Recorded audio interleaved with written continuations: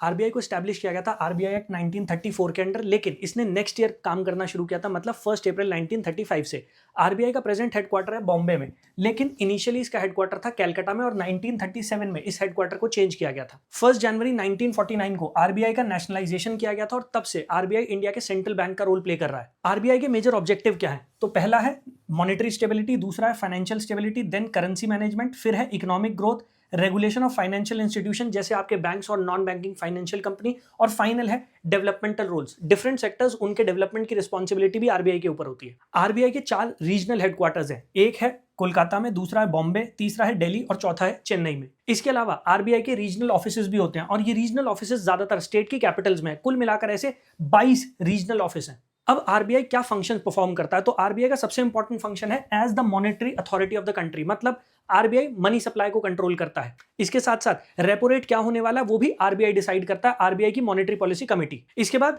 Regulating financial system, managing forex, forex मतलब foreign exchange reserve. ये foreign exchange reserve हमारे रुपए की वैल्यू को स्टेबलाइज करने में भी हेल्प करता है और बैलेंस ऑफ पेमेंट उसे मेंटेन करने में भी हमारी मदद करता है। इसके बाद है इशूइंग करेंसी।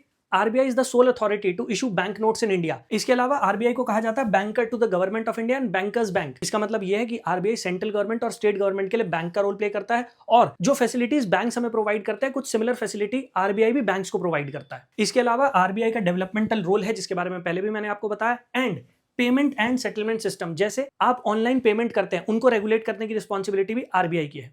आरबीआई की फंक्शनिंग को गवर्न करने के लिए बनाया गया एक सेंट्रल बोर्ड ऑफ डायरेक्टर। इस सेंट्रल बोर्ड ऑफ डायरेक्टर में कुल मिलाकर 21 मेंबर्स होते हैं और इनका अपॉइंटमेंट करती है government of India. In members का टेन्योर होता है 4 साल का। अब इन 21 मेंबर्स में कौन कौन से इंपॉर्टेंट मेंबर हैं? तो सबसे पहले आरबीआई के गवर्नर, इसके अलावा आरबीआई के 4 डेप्यूटी गवर्नर, इसके साथ साथ रीजनल बोर्ड से 4 रिप्रेजेंटेटिव और गवर्नमेंट ऑफ इंडिया के 2 रिप्रेजेंटेटिव। इसके अलावा 10 नॉन ऑफिशियल मेंबर्स को भी इस 21 मेंबर के बोर्ड में शामिल किया गया है।